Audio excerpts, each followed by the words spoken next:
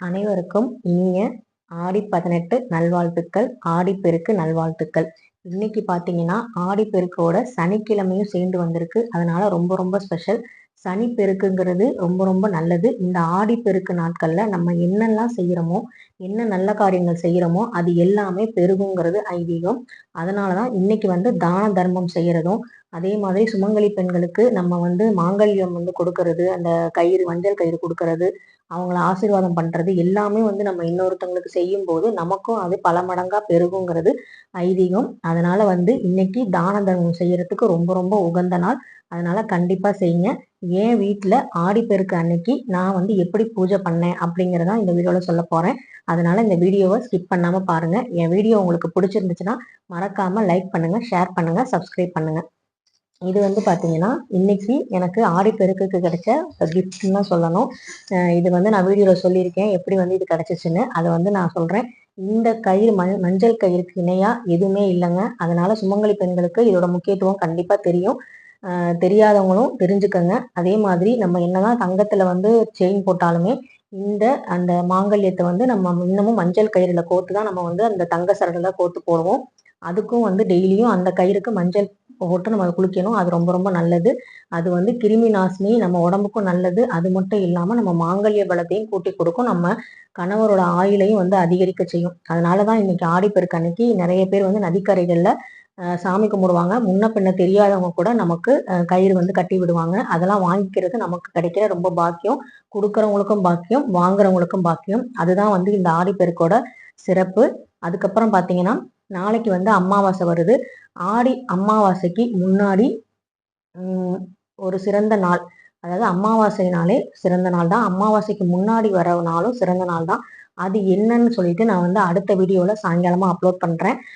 இந்த அமாவாசைக்கும் இந்த ஆடிப்பெருக்கும் அப்படியே கண்டினியூவா வர்றதுங்கிறது நமக்கு இந்த வருஷம் கிடைச்ச பெரிய பாக்கியம். அது மட்டும் இல்லாம இந்த நதிக்கு வந்து நம்ம இப்பதான் வந்து ஒரு பேரிழப்பை வந்து சந்திச்சோம் கேரளாவில். அது மாதிரி வந்து அடுத்தடுத்து நிலச்சரிவுகள் இதெல்லாம் ஏற்படும் அப்படின்னு சொல்லி சயின்ஸ் ரீதியா நிறைய சொல்றாங்க. ஆன்மீக ரீதியாகவும் நிறைய சொல்லிக்கிட்டு இருக்காங்க. அதனால வந்து இயற்கையை வந்து நம்ம வணங்கி அவங்களுக்கு நம்ம வந்து வழிவிட்டு தேவையானதை செய்யும் போது நம்மளும் அவங்களும் நமக்கு நிறைய நல்லது செய்வாங்க. அதனால இயற்கையை வழிபாடு செய்யறதா நம்ம முன்னோர்கள் வந்து ஆன்மீகமா வந்து சொல்லியிருக்காங்க. இப்ப பாத்தீங்கன்னா ஆடிப்பட்டம் தேடி விதைன்னு சொல்லுவாங்க. ஆடி மாசம் விதைச்சா தை மாசத்துல நம்ம அறுவடை பண்ணுவோம். அப்ப வந்து நம்ம வந்து உழவர் திருநாள்னு சொல்லி விவசாயத்துக்கு நன்றி செலுத்துவோம். இப்ப வந்து பாத்தீங்கன்னா எல்லா நதிகளும் நல்லபடியா தண்ணி வந்து ஓடி பெருக்கெடுத்து ஓடும். அதுவும் வந்து குறிப்பா வந்து பாத்தீங்கன்னா காவிரி கரையோரம் இருக்கவங்களுக்கு இது ரொம்பவே வந்து ரொம்ப பெரிய விழாவாவே கொண்டாடுவாங்க. அப்படி இந்த ஆடிப்பெருக்கு அன்னைக்கு நம்ம நதிகளை வணங்கி அவங்க கோவப்படாம பொறுமையா நதிகள் வந்து நல்ல சந்தோஷமா பாய்ந்து நம்ம விவசாயத்துக்கும் நல்லபடியா வந்து அது நடக்கணும். இந்த ஆடிப்பெருக்கு அன்னைக்கு நம்ம வேண்டிக்கிறது என்னன்னா, இயற்கை வந்து கோவப்படாம மனுஷங்களை மன்னிச்சு ஏதாவது தவறு செஞ்சிருந்தாலும் அவங்கள மன்னிச்சு நம்மளை வந்து நல்வழிப்படுத்தணுங்கிறத நம்ம இறைவன்கிட்ட வேண்டிக்கணும். இன்னைக்கு நதிகள்ல போய் நம்ம வேண்டி அந்த இறந்து போன கேரளா மக்களுக்காகவும் அவங்களுக்காகவும் அவங்க ஆத்மா சாந்தி அடைவும், அவங்க உயிரோட இருக்கிற மக்கள் எல்லாரும் திரும்ப அந்த மன வலிமையோட திரும்ப வரணுங்கிறதையும் நம்ம வேண்டிக்குவோம். இந்த ஆடிப்பெருக்கு நமக்கு வந்து இந்த வேண்டுதல் தான் நம்ம முக்கியமா வைக்கணும். அதையும் வந்து நம்ம செய்வோம். நதிகளுக்கு வணக்கம் சொல்றதும் நன்றி சொல்றதும் தான் இந்த ஆடிப்பெருக்கோட சிறப்பு. விவசாயம் செழிப்பா இருக்கணுங்கிறதுக்காக தான் இந்த விஷயம் வந்து செய்வாங்க. நீங்க தண்ணி திறந்து விட்டு அந்த நதி ஓடி வரும்போது பாத்தீங்கன்னா விவசாயிகள்லாம் கையெடுத்து கும்பிடுவாங்க. அந்த கடவுளே வந்து அந்த நதி மூலமா வரதா அவங்க பார்ப்பாங்க. ஏன்னா அந்த நதி தண்ணி இருந்தாதான் அவங்க அடுத்து விவசாயம் பண்ண முடியும். விவசாயம் நல்லா பண்ணா மட்டும்தான் நம்ம வந்து 3 வேளையும் நல்லா சாப்பிட முடியும். அதனால வந்து விவசாயத்தை முக்கியத்துவம் கொடுத்துதான் இந்த மாதிரி விழாக்கள்லாம் கொண்டாடுறாங்க. இதெல்லாம் வந்து மூட நம்பிக்கையோ இல்லை வந்து டைம் வேஸ்ட்டோ கிடையாது. இது எல்லாருமே செய்யணும். நல்ல நல்ல விஷயம். இதை வந்து நான் வந்து வீட்லயே வந்து எப்படி செஞ்சேன், வருஷம் வருஷம் செஞ்சுக்கிட்டு இருக்கேன். எப்படி செஞ்சேங்கிறத நான் வந்து சொல்றேன். எப்பவும் காவிரி கரைக்கு போவோம். இன்னைக்கு காலையில போக முடியல.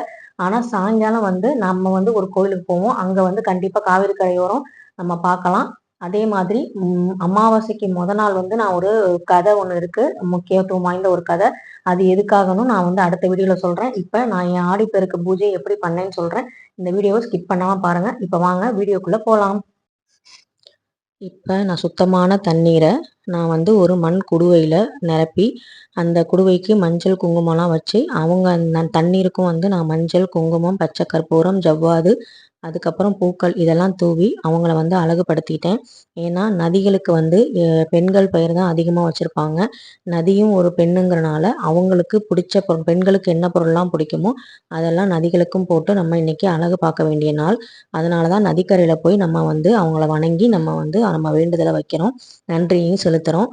நதிக்கு உள்ள பெரிய ஒரு குணம் என்ன, தண்ணீருக்கு என்ன குணம்னா, நம்ம எந்த பாத்திரத்தில் அதை ஊற்றுனாலும், எந்த பாத்திரத்துக்கு அதை கொண்டு போய் சேர்த்தாலும் அந்த பாத்திரத்தோட வடிவத்தை தான் நமக்கு கொடுக்குமே தவிர அதுக்குன்னு தனியாக வடிவம் கிடையாது.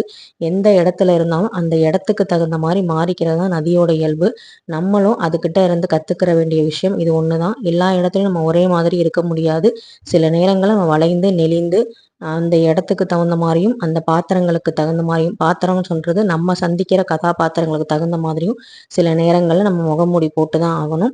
அதுதான் வந்து நமக்கு உறவுகளை நீட்டிச்சு கொடுக்கும். இப்போ பார்த்தீங்கன்னா நான் வந்து எங்கள் சிங்க் அந்த பைப் இருக்குது பார்த்தீங்களா, அதை நல்லா நைட்டே சுத்தம் பண்ணி வச்சுட்டேன். இப்போ வந்து பார்த்தீங்கன்னா அது மேலே கோலம்லாம் போட்டு அந்த குடுவை அதில் வச்சு பஞ்ச தீபதி ஏற்றிருக்கேன். ஏன்னா பஞ்சபூதங்களுக்கும் நம்ம நன்றி செலுத்துறதுனால, ஐம்பூதங்களுக்கும் வணக்கம் செலுத்துறதுனால 5 முக தீபத்தை ஏற்றி அகல் விளக்கில் தான் அதையும் ஏற்றிருக்கேன். சிங்க்குக்கு நல்லா மஞ்சள்லாம் தடவி அதில் ஜல தீபம்ங்கிறது ஏற்றிருக்கேன். இதில் வந்து குங்குமம் கலந்தனால ரெட் கலரில் இருக்குது. அந்த பைப்புக்கும் வந்து பார்த்திங்கன்னா நான் வந்து வளையலும் மாங்கல்யம் போட்டு இவங்க நதியாக நினச்சி நான் வந்து இன்னைக்கு வந்து இவங்கள வணங்குறேன். ஏன்னா நம்ம ஆற்றுக்கு போக முடியாத சூழ்நிலை காலையில், அதனால் நான் வந்து வீட்டில் தான் எப்போவும் ஃபஸ்ட்டு செய்வேன்.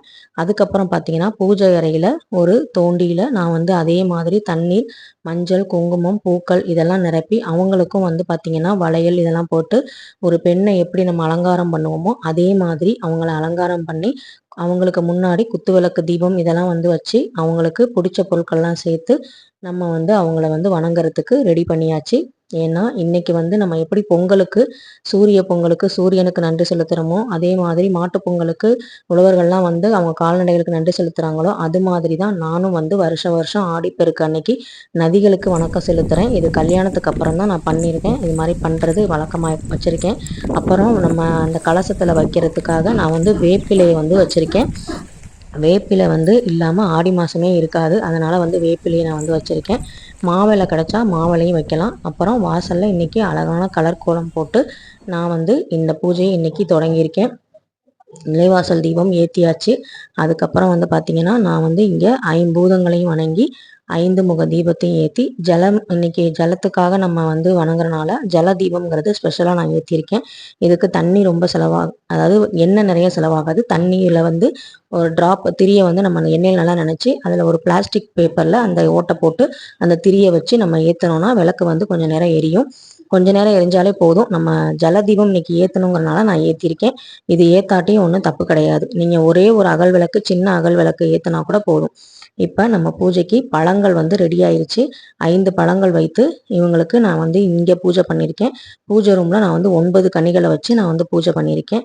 இவங்களுக்கு பழங்கள் வந்து நம்ம இன்னைக்கு நெய்வேத்தியமாக வச்சு நம்ம வழிபடுறோம். நான் ஏற்கனவே சொன்ன மாதிரி நிலைவாசல் தீபம் முன்னாடியே ஏற்றிட்டேன். குலதெய்வத்தை வணங்கிட்டு விநாயகரையும் வணங்கிட்டு நம்ம பூஜையை வந்து பூஜை ரூமில் ஸ்டார்ட் பண்ணியாச்சு. இப்போ பூஜை ரூமில் விநாயகருக்கு விளக்கு ஏற்றினதுக்கப்புறம் அந்த கங்கை, காவிரி, சிந்து, கோதாவரி, பிரம்மபுத்திரா, கிருஷ்ணா போன்ற எல்லா புனித நதிகளையும் வேண்டி இந்த கலசத்தில் வந்து ஆவாகனமாக இருக்க வச்சு அவங்களுக்கு தீபம் ஏற்றி இன்னைக்கு வந்து நம்ம பூஜைகள் வந்து செஞ்சாச்சு. வழக்கம் போல் நெய்வேத்தியம் எல்லாம் பண்ணி சூடம், சாம்பிராணி, ஊதுபத்தி எல்லாமே காமிச்சு அவங்களுக்கு நம்ம வந்து நம்ம நன்றியை வந்து தெரிவிக்கிறோம். இன்னைக்கு வந்து ஆடிப்பெருக்கு, சனிப்பெருக்குன்னு நான் ஏற்கனவே சொல்லியிருந்தேன். இந்த காலகட்டத்தில் நம்ம என்ன வந்து வாங்கினாலும், என்ன மங்கள பொருட்கள் வாங்கினாலும் அது பல மடங்கு பெருகும். அதனால் வந்து இன்னைக்கு தங்கம் வாங்குறவங்க, ஏதாவது சாமிக்கு ஏதாவது நகை வாங்கணும், இல்லை வந்து ஏதாவது ஒரு தொழில் தொடங்கணும், இல்லை வந்து தொழிலுக்கு வந்து ஏதாவது பேச்சுவார்த்தை நடக்கணும் அப்படின்னா, லேண்டு வந்து சேல்ஸ் பண்ணணும் அப்படிங்கிற மாதிரி நல்ல நல்ல விஷயங்கள்லாம் இன்னைக்கு வந்து செய்யலாம். மாங்கல்ய கயிறு வந்து முக்கியமாக மாற்றுவாங்க. இந்த மாங்கல்ய கயிறு வந்து பார்த்தீங்கன்னா இன்னைக்கு சனிக்கிழமை அதெல்லாம் கணக்கு கிடையாது. ஆடிப்பெருக்குனால செய்யலாம். ஆனால் ராகு காலம் யமங்கண்டம் பார்த்து பண்ணணும். அது மட்டும் நல்லபடியாக நீங்கள் வந்து பண்ணுங்க.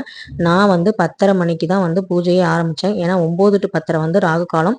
அதனால் வந்து அந்த சமயத்தில் நான் வந்து ஆற்றுக்கு போயிட்டு நான் வந்து வெளியே போயிட்டேன்.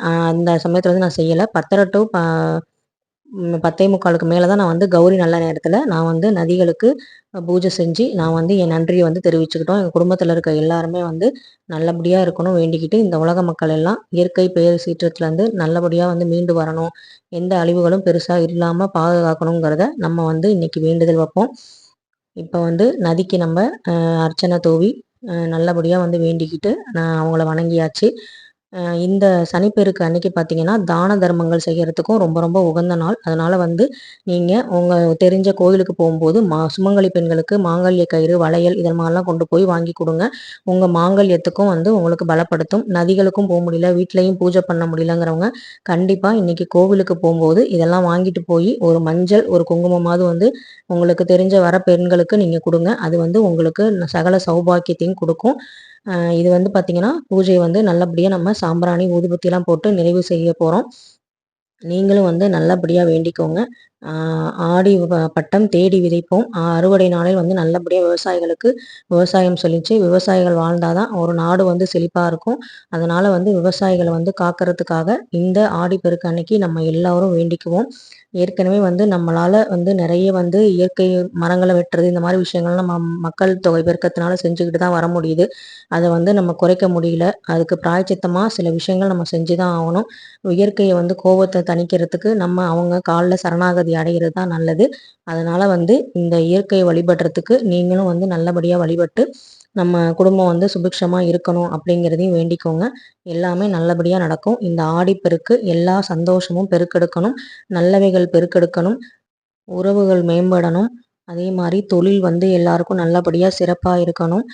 பஞ்சம், பட்டினி, பசி இதெல்லாம் இல்லாம, இயற்கை சீரழிவுகள் பெருசா எதுவும் இல்லாம, நம்மள இந்த இயற்கை அன்னை வந்து காப்பாத்தணும் அப்படிங்கிறத நம்ம வேண்டிக்கிட்டு, இந்த வருஷம் ஆடிப்பெருக்க நம்ம தொடங்குவோம். நீங்க இதுவரைக்கும் செஞ்சதே இல்லன்னா, ஈவினிங் வரைக்கும் டைம் இருக்கு. கண்டிப்பா வந்து செய்யுங்க. அட்லீஸ்ட் ஒரு செம்புலயாவது தண்ணி புடிச்சு, அதுல மஞ்சள் கலந்து அவங்களுக்கான நன்றிய மட்டும் தெரிவிங்க. எல்லாரும் பிரபஞ்சத்துக்கு ஒரு சக்தி இருக்கு. என்னன்னா, நம்ம என்ன செய்யறோமோ திரும்ப அது நமக்கு செய்யும். நம்ம அதுக்கு மரியாதை குடுக்கும்போது, நமக்கான மரியாதையும் அது திரும்ப கொடுக்குங்கிறது தான் உண்மை. அதனால வந்து பிரபஞ்சத்துக்கு நன்றி சொல்வோம். இயற்கையை வழிபடுவோம். இயற்கையை நேசிப்போம்.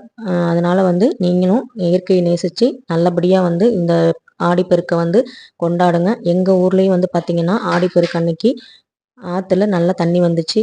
எங்க ஊர் ஆறு எப்படி இருக்குன்னு சொல்லுங்க. இந்த ஆத்துல போயிட்டு நெறைய பேர் வந்து பெண்கள்லாம் வந்து பூஜை பண்ணி மாங்கல்ய கயிறுலாம் வந்து மாத்திக்கிட்டாங்க. எனக்கும் வந்து மஞ்சள் கயிறு குடுத்தாங்க.